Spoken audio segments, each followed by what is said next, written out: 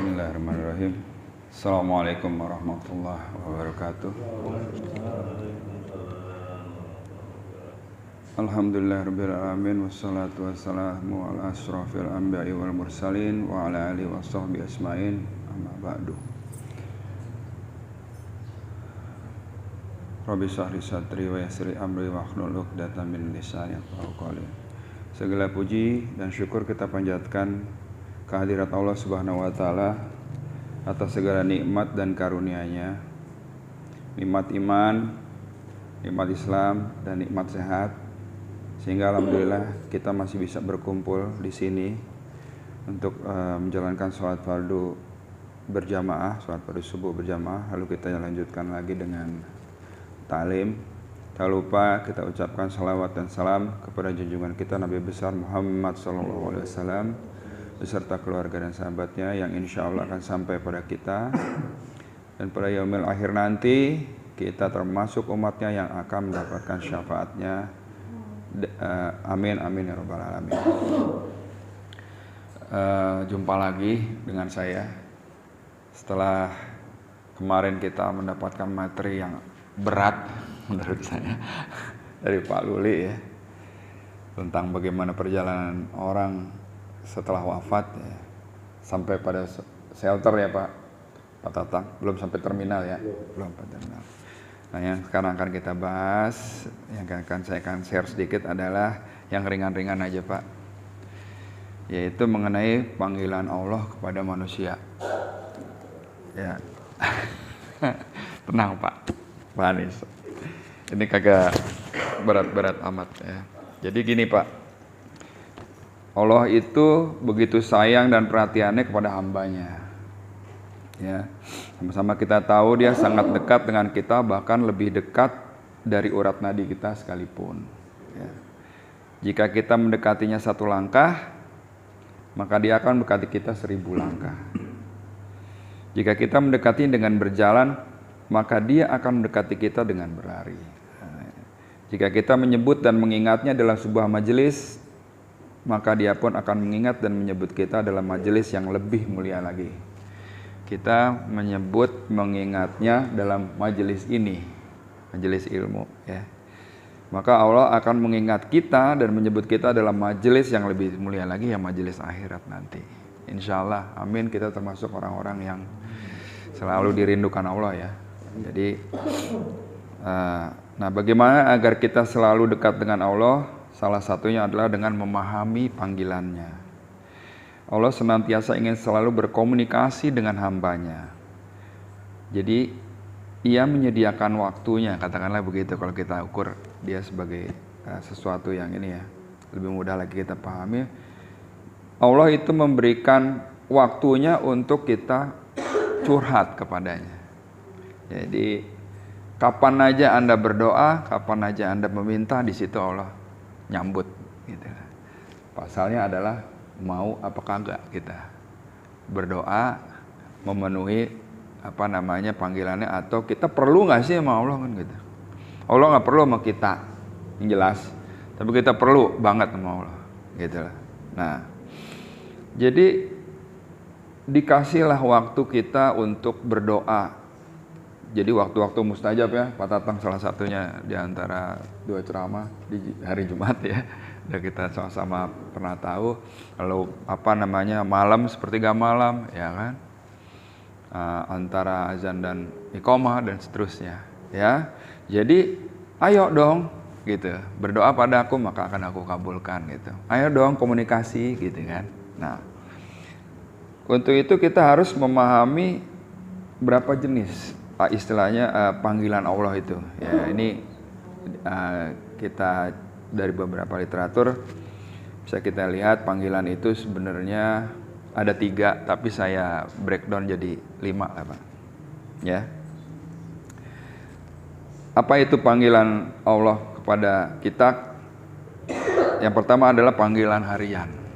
Panggilan harian itu panggilan azan, sholat 5 waktu. Jadi panggilan sholat fardu 5 waktu setiap hari dan malam berupa azan untuk mengingatkan dan berkomunikasi dengan Allah Subhanahu wa taala. Jadi Allah kamu hambaku, komunikasi yuk, gitu. Dipanggil lah. Gitu. Bagaimana caranya? Ini begitu kita lihat di surat An-Nisa ayat yang 103, saya bacakan artinya. A'udzubillahi minasyaitonirrajim. Selanjutnya, apabila kamu telah menyelesaikan sholatmu, ingatlah Allah ketika kamu berdiri, pada waktu duduk, dan ketika berbaring. Kemudian apabila kamu telah merasa aman, maka laksanakan sholat itu sebagaimana biasa. Sungguh sholat itu adalah kewajiban yang ditentukan waktunya atas orang-orang yang beriman. Jadi kita disuruh sholat, Pak, ya kan? Untuk apa? Itu tadi, ingatlah Allah dengan sholat. Nah, mau sholat dipanggil dulu pakai azan. Nah, azan itu adalah panggilan khusus untuk umat Islam. Umat yang lain enggak, Pak. Ada yang pakai lonceng, ya kan? Nah, ya enggak. Terus bahkan dengan azan umat Muslim, kita bisa melihat yang tadinya majemuk rame gitu bisa rapi dalam waktu singkat. Itu pakai azan, Pak. Bisa cerita sedikit, mungkin udah pernah pada tahu ya cerita ini, nggak apa-apa kita ulang sedikit. Jadi ada non Muslim di Amerika Latin kalau nggak salah. Itu dia nonton TV tuh. Nonton TV. Kebetulan nih temennya nih, dia lagi main ke tempat temennya. Terus ditanya si orang Latin ini nanya, lu lagi ngeliat apaan katanya. Kebetulan lagi di TV itu lagi ada siaran langsung dari Mekah, ya kan, rame gitu, orang tawaf, orang ini, rame gitu. Dia ngomong begini, saya mau tanya sama kamu, kata si orang Muslim ini, kira-kira kalau itu yang rame segitu banyak kita bikin rapi dia, perlu waktu berapa lama? Wah, dengan segala teorinya dia, ini mah bisa sebulanan ini, ya kan? Dirapiin satu-satu gini-gini. Terus masa sih sebulan lama amat gitu? Kalau saya bilang ini bisa rapi dalam waktu 2 menit, 3 menit gimana? Nggak mungkin, dia bilang gitu, ya kan? Itu lihat banyak orang, hampir 1 juta orang barangkali gitu di kebetulan di TV-nya tuh lagi tawaf, lagi ini kan, ada gambar Ka'bahnya gitu. Mari kita sama saksikan, dia bilang gitu. Jadi kita lihat yuk. Bentar lagi nih, dia ada satu panggilan dan dalam waktu beberapa menit mereka akan rapi dan mereka akan melakukan sholat. Apa itu sholat? Gitu. Itu menyembah Tuhan kami gitu. Oke, kita lihat. Bener. Dia azan. Begitu dia azan, set. Itu yang tadi berantakan rapi dalam waktu kurang dari 5 menit. Ya. Kagetlah si Amerika Latin ini. Serius nih? Iya. Gitu. Terus udah gitu siaran langsung sholat kan. Dia perhatikan, ngumpulin segitu banyak orang bisa dalam waktu singkat, ya kan? Terus ngikutin satu komando doang, dia ruku, dia sujud bareng katanya. Nggak mungkin nih, ini ada yang aneh nih, dia bilang gitu. Ini apaan nih? Itu panggilan azan, bos, dia bilang gitu. Umat Muslim dipanggil pakai azan. Kebetulan nih si Amerika Latin Katolik ya. Amerika Latin kan biasanya kuat tuh agamanya tuh. Nah kalau di agama kamu kan pakai lonceng katanya. Katanya dia bilang, iya kita pakai lonceng aja, tang tong nggak langsung kayak begitu, kayak kesihir Pak. Gitu dia bilang gitu. Udah gitu panggilannya merdu lagi. Dia bilang gitu kan. Tergugah dia. Ini kalau panggilannya aja kayak begini, komandonya aja kayak gini, ini pasti bukan bikinan orang, dia bilang gitu. Dia bilang gini, di kesempatan lain dia bilang, itu kayak begitu azan bunyi, ini kayak kesihir gitu. Orang-orang itu dia bilang kan gitu. Udah pada datang ngerumun ke masjid, ya kan, terus sholat bareng gitu. Padahal itu ada yang putih, ada yang hitam, ada yang kulitnya, ya kan, rame ini semua. Cuman kok komandonya cuma satu pakai bahasa Arab, dia bilang gitu. Ya kan? Akhirnya apa, Pak? Si Amerika Latin itu bilang, besok kalau lu lagi di dekat rumah dia ada Islamic Center gitu. Kalau ke tempat ibadah lo ajak gua, katanya. Kenapa? Gua pengen tahu tentang Islam. Alhamdulillahnya kebetulan setelah itu ya dia masuk Islam. Si pemuda itu, anak muda nih ceritanya, Pak. Jadi panggilan azan itu seperti Allah memanggil kita untuk datang kepadanya. Ya kan? Untuk curhat, untuk minta apa aja deh. Allah manggil kita, masa kita cuek aja, Pak? Ya kan? Jadi kayak gini nih. Kalau kita dulu masih bujang ya, masih muda, ditelepon sama bedemenan kita gitu ya. Bang, mari dong. Langsung. Ntar deh ya. Kita siap-siap dulu, udah mandi, paling wangi ya kan. Walaupun jaraknya lumayan jauh, wah nggak dicerita, hujan badai juga itu datang gitu. Panggilan Allah kayak gitu loh. Mari dong, katanya. Ayo kita komunikasi. Masa kita cuek aja, kan gitu ya. Jadi kayak kemarin tuh ada cerita salah satu jamaah kita, ya kan. Saking dia demen ya pengen dapet tuh cewek, ya kan. Sampai subuh aja dia berangkat, ya nggak, jauh pada rumahnya. belum subuh, ini ngaku orang ini. Saya tanya, Pak gimana? Gimana Pak? Yang imam calon mertua saya, gitu kan. Pede banget dia ngomong begitu, calon mertua saya, gitu. Iya kan, itu udah bener-bener kita itu. Dia belum manggil aja kan kita udah siap. Gimana caranya? Itu Pak. Kalau bisa dia kan imam di sono tuh di masjid itu. Kita jadi makmumnya, kan gitu kan. Alhamdulillah berhasil, Pak. Kalau saya bilang tuh, waduh hebat sekali itu. Panggilan ajannya kedengerannya bagaimana, Pak? Saya bagaimana? Jelas banget Pak Tatang ya. Jadi kayak gitu. Kalau kita menganalogikan tuh panggilan seperti kayak panggilan sayang. Say, mari dong, katanya gitu kan. Bergegas gitu. Pakai pakaian yang paling, ditanya aja dah sama orangnya. Pakai pakaian yang paling wangi ya, bergegas dia. Sebelum azan malah udah datang di masjid itu. Padahal jauh banget tempatnya. Jadi kayak gitu, Pak. Nah, setelah kita mendengarkan azan, yang mana kita banyak dengar cerita orang convert ke Islam gara-gara dengerin azan. Bahkan ada yang bilang, saya pernah lihat tuh videonya. Liam Neeson sama yang satu lagi tuh orang hitam, dia bilang, saya dengerin azan itu adem Pak hati saya. Nah, saya bilang bentar lagi masuk Islam. Dia bilang gitu. Karena ceritanya banyak Pak dengan azan itu. Ini kok makin didengerin makin kayak ada getarannya gitu, dia bilang. Nusuk ke hati saya gitu. Selama ini saya belum pernah denger panggilan kayak gini, kayak Liam Neeson itu waktu dia syuting di Turki. Nah, dia syuting di Turki, dia denger. Setiap kali azan, kan lagi break syuting tuh, dia dengerin. Wih, mantap nih suaranya. Padahal dia nggak tahu artinya. Sometimes dia tanya sama orang-orang yang ngerti. Kebetulan krunya ada yang Islam. Itu lagi apa sih katanya. Jadi kalau kita lihat, pertama kita mengagungkan Tuhan kita, Allahu Akbar. Gitu kan. Kita bersaksi nggak ada Tuhan selain Dia yang patut kita sembah.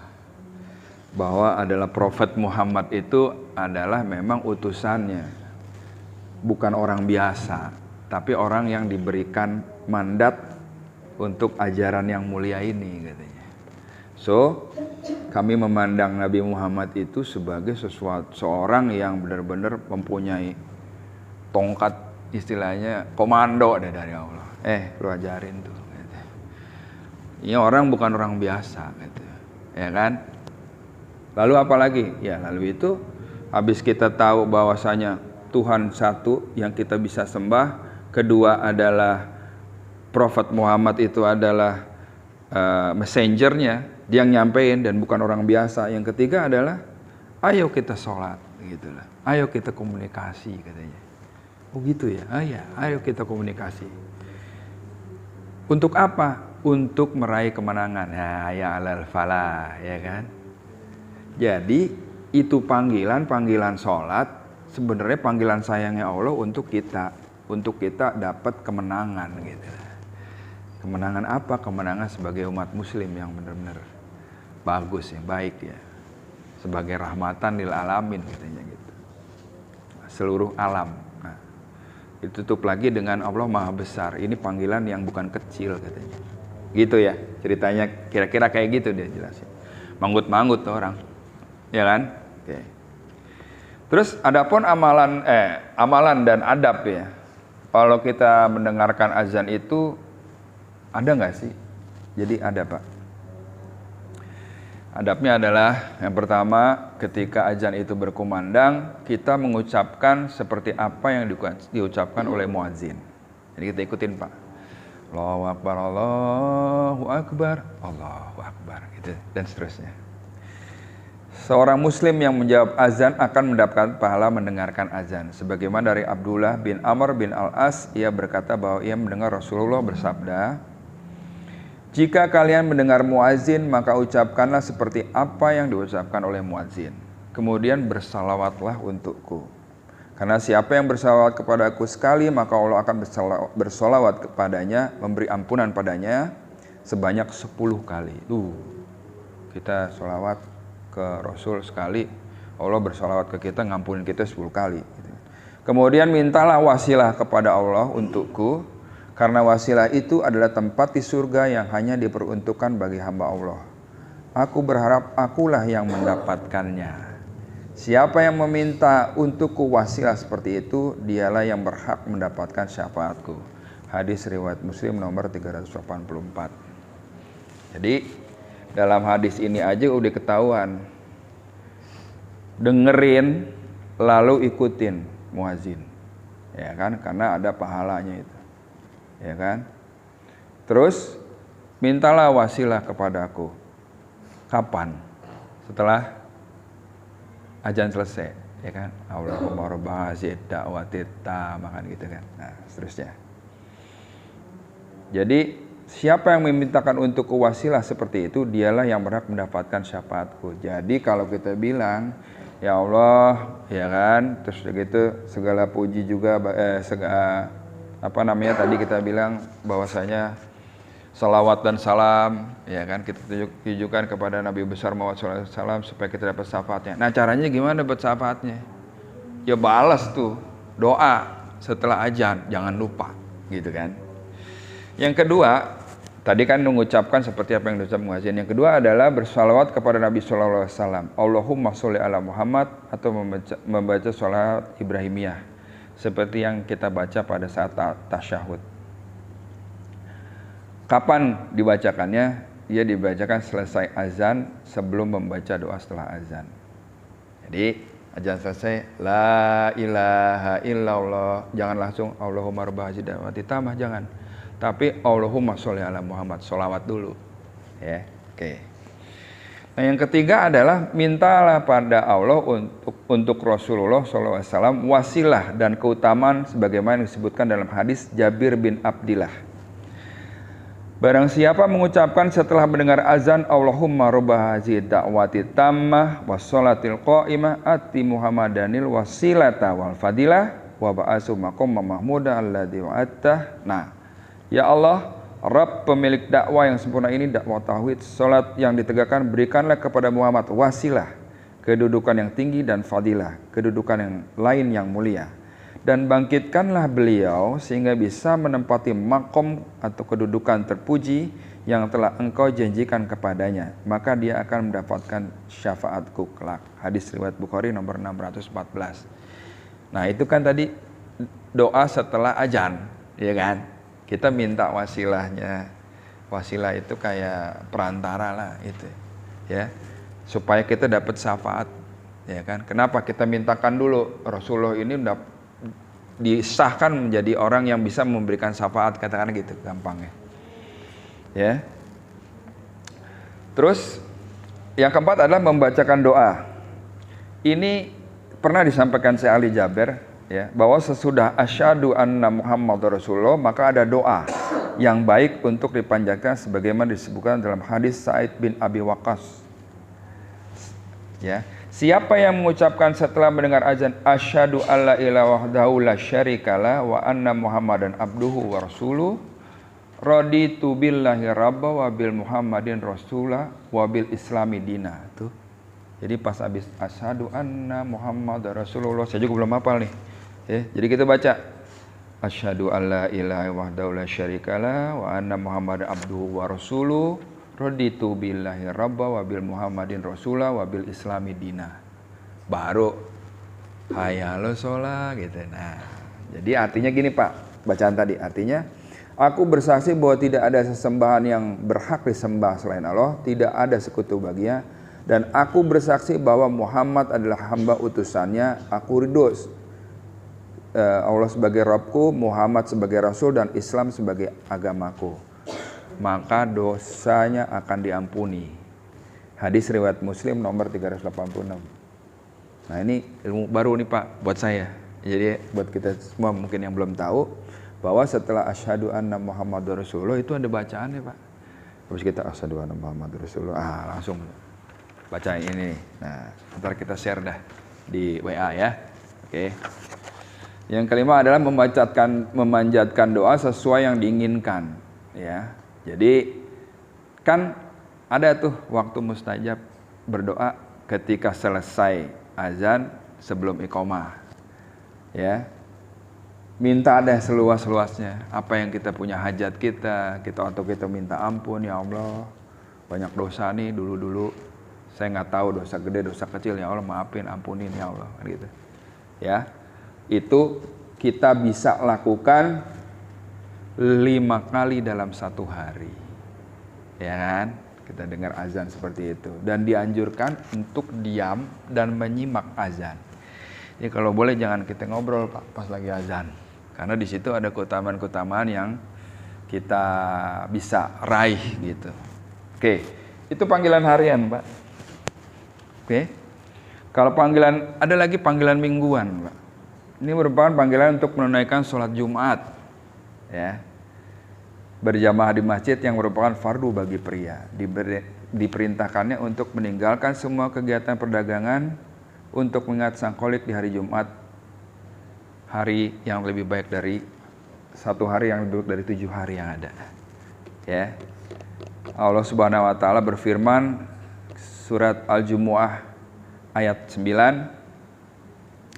Saya bacakan artinya. Auzubillahi minasyaitonirrajim. Wahai orang-orang yang beriman, apabila telah diseru untuk melaksanakan sholat pada hari Jumat, maka segeralah kamu mengingat Allah dan tinggalkan lu jual beli, yang demikian itu lebih baik bagimu jika kamu mengetahui.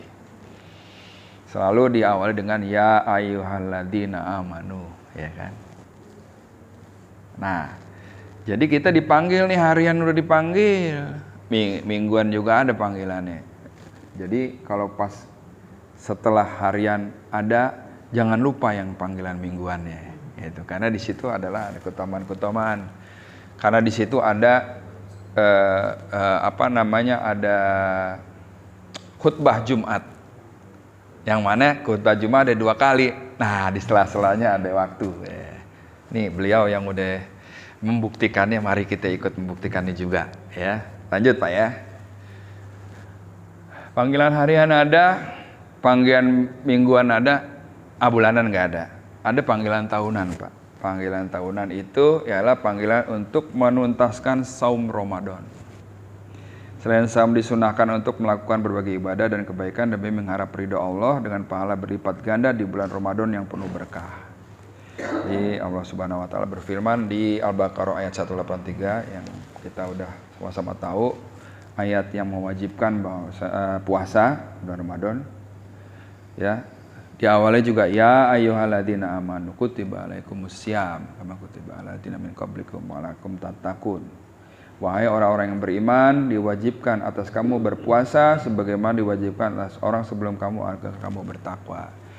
Jadi di samping ada panggilan buat sholat, yang mana harian sampai mingguan tadi, ada juga panggilan tahunan. Diseru setiap tahun, nggak bosan-bosan gitu. Kita disuruh saum Ramadan. Oke? Itu tadi yang ketiga, harian, mingguan, tahunan. Nah, yang keempat ini panggilan sekali seumur hidup, yaitu panggilan berhaji. Ya, ini merupakan panggilan yang diwajibkan hanya satu kali bagi yang mampu secara fisik dan finansial, serta terjaminnya perjalanan yang aman. Jadi kita diwajibkan sekali Pak, seumur hidup untuk ibadah haji. Kalau ada yang ibadah haji tiap tahun, cakep. Tapi yang diwajibkan itu sekali seumur hidup. Jadi Allah Subhanahu wa taala berfirman dalam surat Ali Imran ayat 97, Auzubillahi minasyaitonirrajim, kita bacakan artinya. Di sana terdapat tanda-tanda yang jelas, di antaranya makom Ibrahim. Barang siapa memasukinya Baitullah, amanlah dia. Dan di antara kewajiban manusia terhadap Allah adalah melaksanakan ibadah haji ke Baitullah, yaitu bagi orang-orang yang mampu mengadakan perjalanan ke sana. Barang siapa mengingkari kewajiban haji, maka ketahuilah bahwa Allah Maha Kaya tidak memerlukan sesuatu dari seluruh alam. Ini garis bawah yang terakhir nih Pak. Barang siapa mengingkari kewajiban haji, maka ketahuilah bahwa Allah Maha Kaya tidak memerlukan sesuatu dari seluruh alam. Ini sebenarnya warning Pak. Jadi haji itu wajib jika mampu, kan begitu, ya kan? Kalau nggak mau berhaji, Allah Maha Kaya. Istilah kata gini, lu nggak mau haji, ya udah gue nggak perlu lu, gitu kan? Yang perlu tuh lu, gitu kan? Yang perlu kita. Allah nggak, kita mau nggak berhaji juga nggak pengaruh mau Allah gitu loh, ya kan? Yang perlu kita. Haji itu wajib, jadi jangan sampai kepengenan aja, enggak Pak, nggak bisa itu begitu. Ya kan? Nah, masalahnya adalah di sini kan dijelas bagi orang yang mampu mengadakan perjalanan ke sana. Pasal mampu itu sering disalahartikan orang, gitulah. Mampu, iya kalau mampu, gitu. Menganggap dirinya nggak mampu, gitu loh. Allah kan apa yang dipersangkakan oleh umatnya, oleh hambanya, dibilang nggak mampu, dibikin nggak mampu, gitu. Oke, kita bahas haji ya. Menurut makna bahasa, haji berarti menyengaja atau mengunjungi. Sedangkan dalam terminologi Islam, haji itu berarti berkunjung ke Baitullah untuk melaksanakan beberapa amal-amalan seperti wukuf, tawaf, sa'i, serta amalan lainnya pada masa tertentu untuk mendapatkan pahala dan ampunan dari Allah Subhanahu wa taala. Keseluruhan rangkaian pelaksanaan ibadah haji itu dilakukan di Arab Saudi, sehingga siapapun yang berangkat ke sana tentulah orang yang mampu dan memiliki bekal materi yang cukup. Nah, jadi memahami panggilan haji ini kita harus memahami bahwa, nah ini catatan, Allah tidak memanggil orang-orang yang mampu, tapi Allah memampukan orang-orang yang terpanggil untuk berkunjung ke Baitullah. Jelas Pak? Allah tidak memanggil orang-orang mampu. Jadi kan tadi pergi haji bila mampu gitu ya kan? Bagaimana kita caranya pergi haji? Nah, ini ada. Allah nggak manggil orang-orang yang mampu, tapi Allah memampukan orang-orang yang terpanggil. Ya kan? Ada beberapa fenomena dalam menyikapi panggilan haji ini. Pertama, banyak orang yang mampu tapi nggak sempat. Ada yang sempat tapi nggak mampu. Ada juga yang mampu sempat sehat tetapi harus nunggu 15 tahun. Ya kan? Ada yang mampu sempat sehat tetapi hatinya nggak tergerak untuk berhaji. Nah ini yang paling parah yang terakhir. Boro-boro dipengen haji, ya kan? Duit mah ada, waktu mah banyak gitu kan? Tapi dia nggak mau gitu loh, ya kan? Sebenarnya haji itu panggilan, dipanggil atau terpanggil, Pak. Ya, panggilan itu, haji itu panggilan, dipanggil atau terpanggil. Mari kita coba samakan panggil itu dengan daftar. Ya, kita analogikan ya panggil itu dengan daftar. Panggilan, dipanggil, dan terpanggil menjadi daftaran atau daftar, didaftar, dan terdaftar. Ya. Untuk jadi terdaftar, kita harus daftar terlebih dahulu. Setelah itu kita tahu adanya pengumuman pendaftaran, dan kita juga harus pastikan bahwa kita sudah ada di dalam daftar. Jadi untuk menjadi orang-orang yang terpanggil untuk berangkat ke Baitullah, ya kan? Kita harus memahami panggilan dulu, terus daftar kita, ya kan? Di daftar barulah kita terdaftar dalam orang-orang yang mau berangkat haji. Yang pertama artinya apa? Didaftar dulu, artinya merespon panggilan dulu.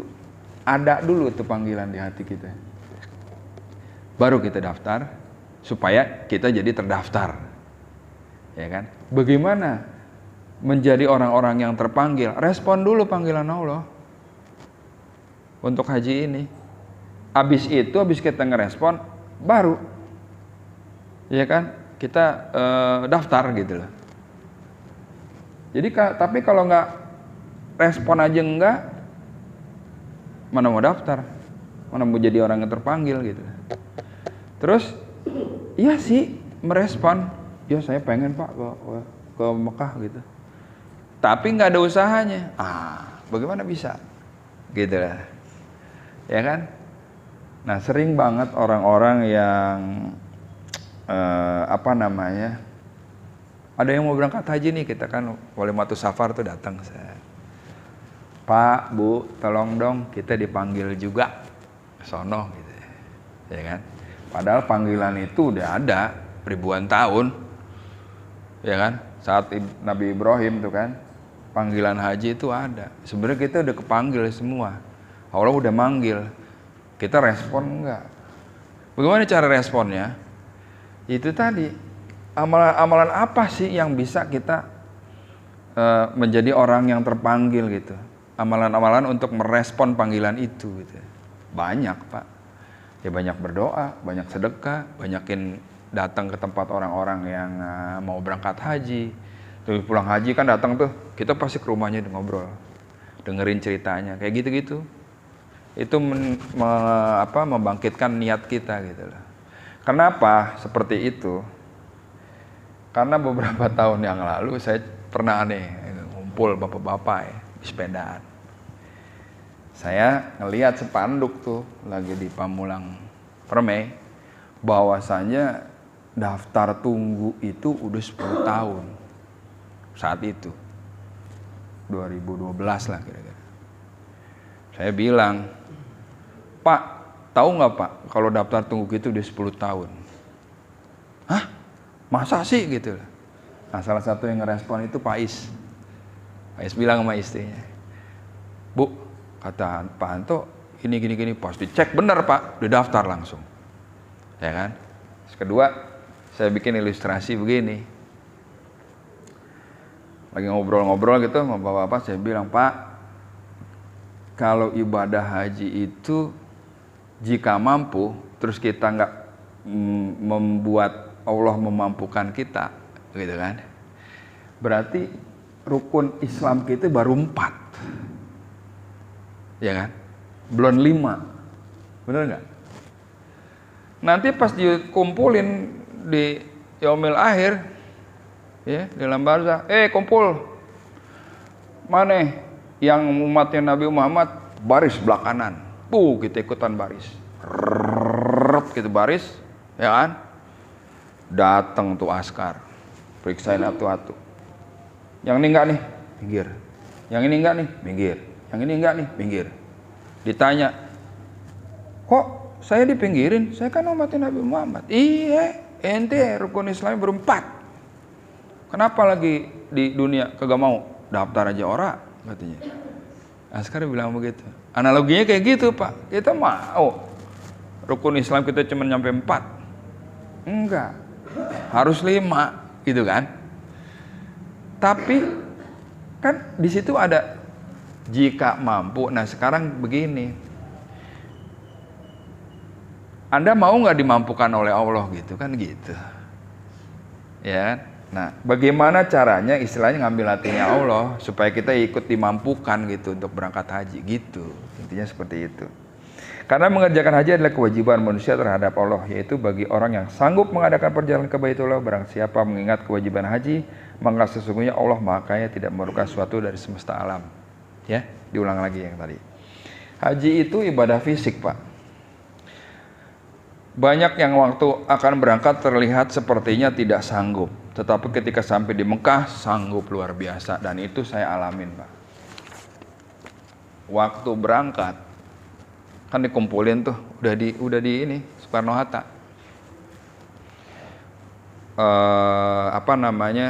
Ada satu, kan keluarga masih bisa nganterin.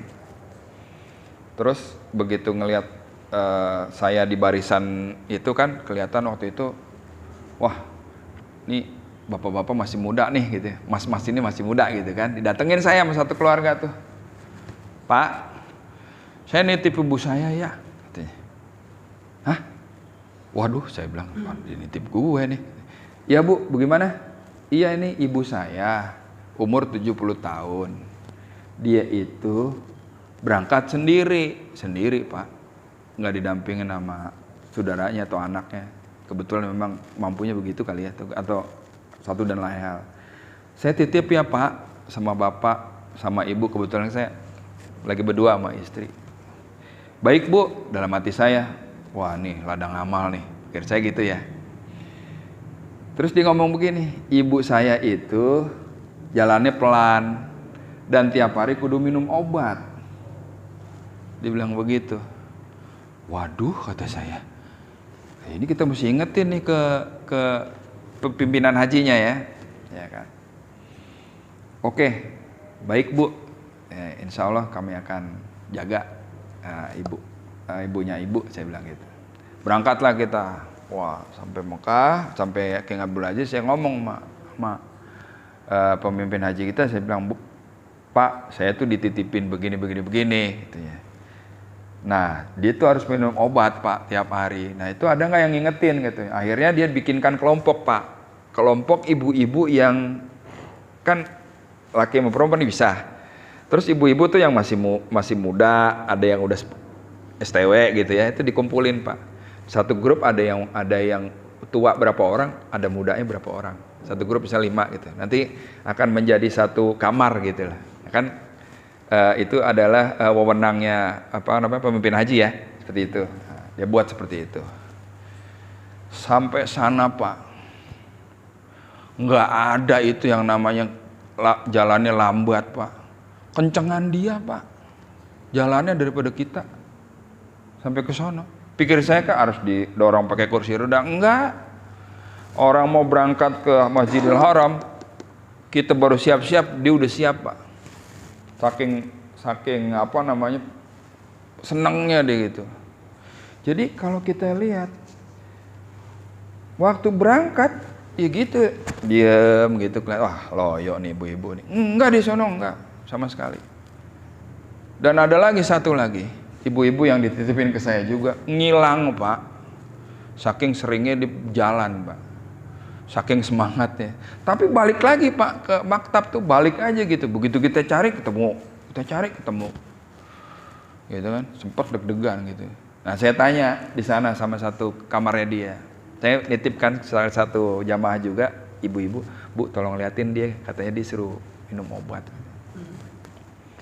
Saya tanya, Bu, itu ibu itu rutin nggak minum obat? Alhamdulillah Pak, dia sigap gitu. Jadi dia mau pergi dia siap tuh, minum obat dulu berangkat gitu loh. Jadi di sini saya lihat yang tadinya lemes di Jakarta, di sono enggak. Gitu. Ada juga yang kebalikan, yang di sini gagah, di sono pakai kursi roda, ada juga yang begitu. Jadi ibadah haji ini berkaitan erat dengan manajemennya Allah. Jadi kemarin waktu lagi saya mau berangkat, saya habis daftar di KBI ngomong begini, Pak, Bapak sudah terdaftar, semua persyaratan sudah lengkap, Bapak tinggal tunggu ya Pak, karena kita kan dikasih tahu bahwa tahun ini Anda masuk, ya kan, terus melunasi, kita udah lunasin semua, udah SKBH udah. Ini manajemennya Allah ya Pak. Deng, begitu dia ngomong begitu kita deg-degan. Waduh, maksudnya Pak? Iya, manajemennya Allah. Selengkap-lengkapnya Bapak udah daftar segala macam. Manajemennya Allah Pak. Bapak bisa berangkat apa enggak? Ya kan?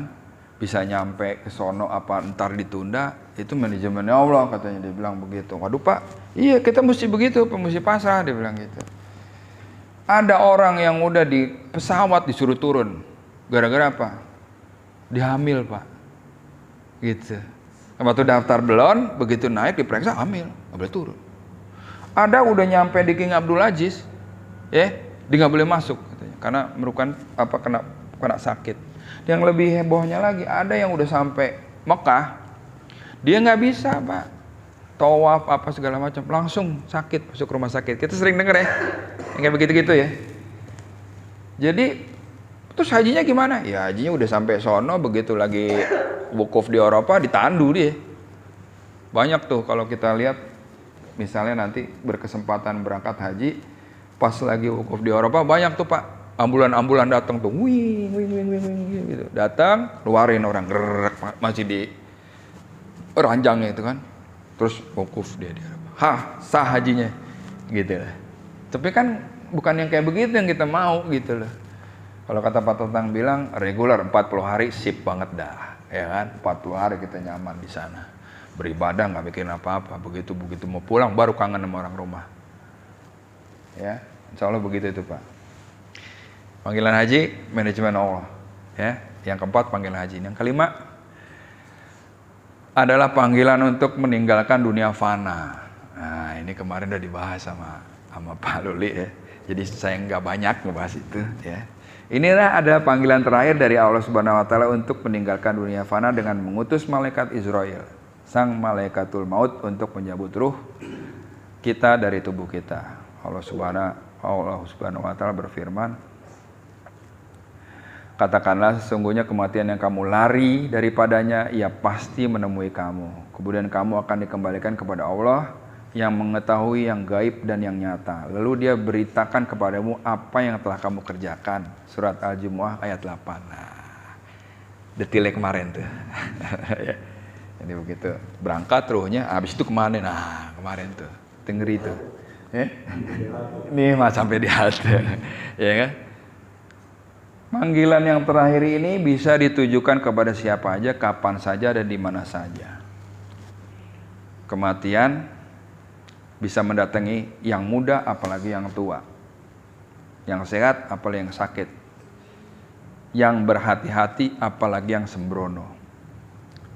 Dan semua panggilan kematian sudah ada dalam rencana Allah Subhanahu wa taala. Jadi kesimpulannya, bersegeralah memenuhi panggilan nomor 1 sampai 4 selagi sehat dan mampu, dan bersiaplah untuk memenuhi panggilan yang kelima yang bisa terjadi sewaktu-waktu. Ya kan? Siapa yang bernyawa akan merasakan mati, ya kan? Ya kan, seperti itu. Jadi Rasulullah pernah ditanya, siapa orang-orang yang cerdas? Nah, jawabannya itu. Orang-orang yang banyak mengingat mati dan paling banyak mempersiapkan bekal untuk menuju kematian itu. Itulah orang yang cerdas. Ya, alhamdulillah sekarang kita masih diberikan Allah kesehatan dan umur yang panjang, dan insya Allah masih bisa memenuhi panggilan Allah, dan sebentar lagi insya Allah kita mampu bentar lagi kan ini Idul Adha nih, ya. Nah kita ada satu ibadah yang paling baik di Idul Adha itu adalah berkurban. Jadi setelah kita mendengarkan panggilan untuk berhaji, jangan lupa kurban. Bagi yang udah berangkat haji, kurban itu bukan sesuatu yang dikerjakan boleh, nggak dikerjakan nggak apa-apa. Jadi kalau bisa kita mendrill diri kita sendiri untuk insya Allah saya bisa kurban tahun ini. Insya Allah saya mampu tahun ini. Kayak gitu. Ya, kira-kira itu aja yang bisa kita sampaikan. Ada 5 panggilan Allah pada kita. Ya, panggilan sholat, ya, ada harian, ada mingguan, ada panggilan puasa, panggilan seumur hidup, ya kan, sekali, panggilan haji, dan yang terakhir ya panggilan menghadap kepada yang holik. Itu aja yang bisa saya sampaikan. Mungkin ada yang mau ditambahin atau ditanyakan, mau nggak? Silakan. Ya Pak. Silakan. Waalaikumsalam warahmatullahi wabarakatuh. Ya. Azan ini kan panggilan. Sementara sholat itu perintah. Hukumnya wajib. Iya. Artinya kalau hukum wajib dampaknya ada sanksi. Iya. Jadi dikerjakan sanksinya. Ada gitu ya. Rewardnya ada, punishmentnya juga ada kalau nggak dikerjain. Ya. Manusia, kita manusia wajib dilaksanakan. Nah ini bukan untuk saya ada artinya tapi indah. Ini loh. Allah memerintah kita sholat, hukumnya wajib, tidak bisa kita sampaikan. Tapi bisa itu perintah wajibnya Allah perintahkan itu Allah sendiri tahu. Manggil. Inilah saat kita sholat. Iya. Kan? Betul sekali. Ayo. Dalam sholat, dalam panggilan itu kita mengakui bahwa tidak ada Tuhan selain Allah. Betul. Allah memberi kesempatan kita untuk pengakuan. Iya, betul. Selain pengakuan, cobalah kalian melaksanakan ini untuk mendapatkan kemenangan. Betul. Jadi, Allah mengirim kita ke satu titik yang sifatnya wajib. Ini indah sekali Pak, artinya betul. Tidak perintah, tidak otoriter Pak. Kalau perintah manusia itu otoriter Pak. Iya. Kalau Allah kan tidak digiring dulu. Iya. Kata Pak. Iya. Jadi kalau panggilan ini memang benar. Iya. Kalau saya ingat di tempat saya itu, saya suka ini. Di tempat saya itu pada suatu saat ketika ada air besar Katolik, di mana umatnya lagi ibadah, pas maghrib aja, itu roboh Pak, stop. Betul. Itu di tempat saya itu Pak. Stop aktivitas, mungkin dia bisa jenak. Nah itu saya pikir, ya Allah ini sejak kapan? Karena dulu tahu saya kalau ada dikit itu mati Pak di sini. Kalau saya dulu Pak. Iya. Ini apa sih? Tapi saya tuh ya Allah mudah-mudahan ini kayak cerita di mana di Inggris di mana? Betul. Di Amerika. Digiring Allah pelan-pelan. Iya. Insya Allah tuh digiring. Iya. Itu kelihatan Pak. Betul. Panggilan ini itu indah sekali Pak. Ajar kalau kita hanya sekitar tidak kita mengamati memang sesuatu yang biasa, tapi kalau kita renungi kalau kita wajib kita mengajar. Ayo Iya. Itu aja Pak yang perlu saya sampaikan. Iya, betul. Iya. Terima kasih Pak Anies. Jadi memang kalau Pak Anies bilang tadi perintah wajib, tapi kok masih dipanggil? Nah itulah bentuk kasih sayangnya Allah Pak sama kita. Jadi nggak otoriter, enggak. Karena dia paham ciptaannya. Hambanya itu banyak yang melengos gitu, banyak yang juga dengerin apa yang dia panggil gitu. Oke, dikasih perintah buat sholat, ya kan? Adalah azan untuk penanda Anda sudah masuk sholat ini gitu kan. Tapi yang penting lagi adalah kenapa kudu dipanggil gitu. Kenapa? Karena hambanya itu banyak yang lalai. Allah Maha tahu ciptaannya gitu Pak. Oh lalai nih, aku mesti panggil nih pakai panggilan yang merdu nih gitu kan. Ya, panggil lagi. Makanya itu tadi indah memang Pak. Sehingga saya pernah dengar juga di Amerika itu ada salah satu tokoh yang lagi pidato, ya. Begitu dia azan, dia berhenti dulu. Kenapa nggak itu azan? Dia bilang gitu. Padahal dia non Muslim, gitu. Itulah bentuk toleransi sebenarnya Pak. Toleransi itu ada di situ dan Indonesia udah bukan main itu.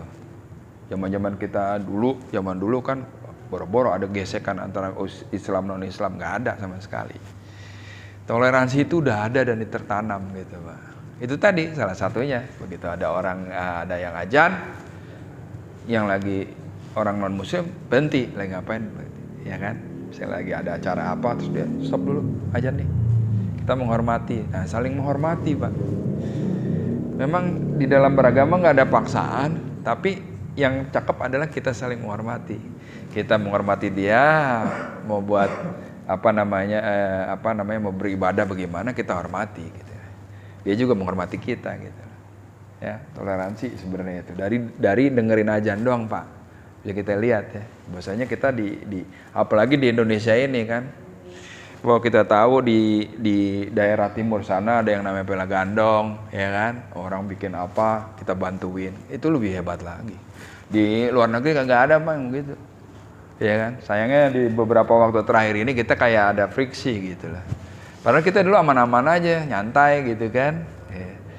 Bahkan dengerin azan juga orang non-muslim berhenti dulu dia beraktivitas ya kan. Misalnya lagi ada acara apa yang rame berisik itu berhenti. Ada azan nih gitu. Ini panggilan orang Islam buat sholat nih. Selesai panggilan dia lanjut lagi. Itulah toleransi. Cakepnya di situ Pak. Gitu. Oke. Ya kira-kira gitu Pak. Untuk bahkan azan memang dibuat sedemikian rupa gitu lah sama Allah supaya kita ngikutin dan bisa ada sebenarnya azan itu menggugah juga Pak, menggugah orang lagi enak kerja, kerja mulu loh, gitu, ya kan, berhenti dong azan, gitu. Nah bagi orang-orang yang merespon panggilan itu, Allah sediakan reward, Pak. Jangan salah, ada orang lagi kerja nanggung begitu azan dia berhenti, itu ada rewardnya. Sama orang yang begitu dia panggilan dia terus saja kerja, nah itu ada. Beda Pak rewardnya, pahalanya beda ya. Oke, ada lagi Pak, silakan. Oh iya, ada satu lagi, kita udah kepanggil nih buat ibadah haji ya kan, caranya gimana? Kita daftar gitu. Nah kalau habis daftar terus kita wafat bagaimana gitu kan, ya kaki kita udah nyemplung separuh Pak dengan daftar itu. Tandanya kamu merespon panggilanku apa? Daftar Pak, daftarkan pakai duit ya kan. Begitu udah setor udah separuh kaki masuk. Masalah separuh kakinya lagi itu manajemennya Allah gitu maksudnya Pak. Ya, jadi kita bisa lengkap manajemennya Allah. Bila kita menjadi istilahnya gini, kita jadi tamunya di sana. Ingat Pak, saya sering diingetin sama guru ngaji saya, Muhammad Riulhat saya. Di sono itu kita sebagai tamu, Bos. Semua tamu. Jadi jangan pernah ada yang katakanlah menyinggung, menyakitinya, apa segala macam di antara tamu-tamu ini. Ya, makanya begitu sampai di Mekah ya kita pelihara, kita punya kelakuan gitu lah, ya kan. Sama-sama tamu, jangan ngerusak loh di sini kan gitu. Kira-kira gitu ya Pak ya. Kita daftar jadi tamu gitu loh. Kaki kiri begitu kita udah, ya saya merespon panggilan Allah baik gitu. Ya kan, seperti di Quran dijelaskan, begitu itu panggilan datang banyak yang ngerespon. Ada yang jalan kaki, ada yang naik onta, ada yang naik kuda gitu. Dari mana-mana seluruh penjuru dunia gitu kan. Nah semuanya tamu Pak. Jadi saya pernah punya pengalaman mau mencium Hajar Aswad ceritanya. Ada orang yang saya nggak tahu deh, pokoknya dari Timur Tengah. Nyikut Pak, ikut sana. Akhirnya saya nggak bisa, cuma saya megang doang tuh batu. Iya kan? Ada juga yang ditawarin, mau nyium nggak bayar gitu kan, misalnya gitu ya. Ada yang begitu tuh. Tapi ada yang saking dia pengen, sampai nyikut sana, nyikut sini. Gue bilang, lu sama-sama tamu Bos. Iya kan? Kamu tamu, kami tamu juga, ya kan? Nah sesama tamu jangan saling mendahului kan gitu. Katakanlah seperti itu. Ya, ingat. Jadi kalau kita udah pas mau berangkat, sama-sama kita adalah tamunya Allah, sebagai orang-orang yang dipilih untuk menjadi tamunya, dijamu gitu, dijamu di Baitullah Mekah. Iya. Betul. Iya. Penuhi. Ini peraturan manusia ini kan beda Pak. Betul. Manusia di belakang. Iya. Ada lagi umur 18 tahun sampai 60. Wah. Peraturan dari Iya. Sekarang aku nggak tahu kalau tahun 18 sampai 60 tahun yang lewat kita. Cukup Pak ya, saya kira ya cukup. Kalau memang udah nggak ada yang tanya lagi, udah cukup. Mari kita tutup kaji kita dengan doa kafaratul majlis. Subhanakallahumma wa bihamdika, asyhadu an la ilaha illa anta, astaghfiruka wa atubu ilaik. Wabillahi taufiq wal hidayah. Mudah-mudahan banyak manfaatnya ya. Wabillahi taufiq wal hidayah. Wassalamualaikum warahmatullahi wabarakatuh. Alhamdulillah.